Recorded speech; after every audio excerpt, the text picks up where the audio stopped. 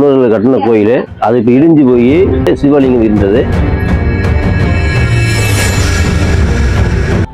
சிவாய நம. திருச்சிட்டம்பலம். வைகை நதி பாயும் சிவகங்கை மாவட்டம் மானாமதுரை வட்டம் கரிசல்குளம் கிராமத்துல வெட்டவெளியில ஒரு சிவலிங்க திருமணி இருக்கிறதா கோவை அரண்பணி அறக்கட்டளைக்கு ஒரு தகவல் கிடைக்கும். நேர்ல போய் பார்த்தப்பதான் சதுர வடிவிலான சிவலிங்கம் முற்கால பாண்டியர்கள் கால கலைப்பாணியில 2.5 அடி உயரத்துல இருந்தது. முன்னொரு காலத்துல இந்த இடத்துல பெரிய சிவாலயம் இருந்து ஆற்றுல வெள்ளம் அதிகமா வந்தப்ப அடிச்சுட்டு போனதுக்கு அப்புறம் அந்த சிவலிங்கம் மட்டும் மீதமா இதே இடத்துல இருந்திருக்கு. இந்த ஊர்ல வாழ்ந்தவங்க இந்த சிவலிங்கத்தை அப்படியே வெட்டவெளியில வச்சு வழிபாடு செய்து வந்திருக்கிறாங்க.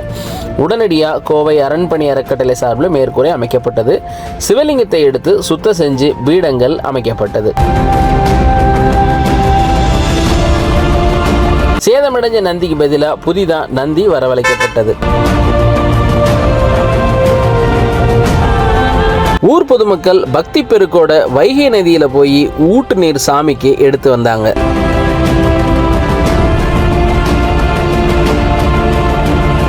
திருமுறைகள்ல கயிறு சாற்றி சுவாமிக்கு பிரம்மபுரீஸ்வரங்க திருநாமமிட்டு வேள்வி வழிபாடு நடைபெற்றது.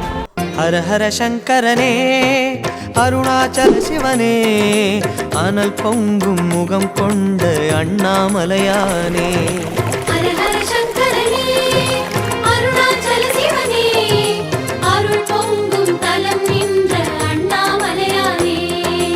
ஆதிலிங்கமும் சிவமயமே அர்த்தநாரியும் சிவமயமே சோதிலிங்கமும் சிவமயமே சுடரும் தீயும் சிவமயமே எங்கும் சிவமயமெதிலும் சிவமயமெல்லாம் சிவமயமே. சிவபுராணம் உள்ளிட்ட திருமுறை புத்தகங்கள் வழங்கப்பட்டது. அன்பர்களுக்கு உருத்தராக்கம் அணிவிக்கப்பட்டு ஆலயம் ஊர் பொதுமக்கள் வழிபாட்டுக்கு ஒப்படைக்கப்பட்டது.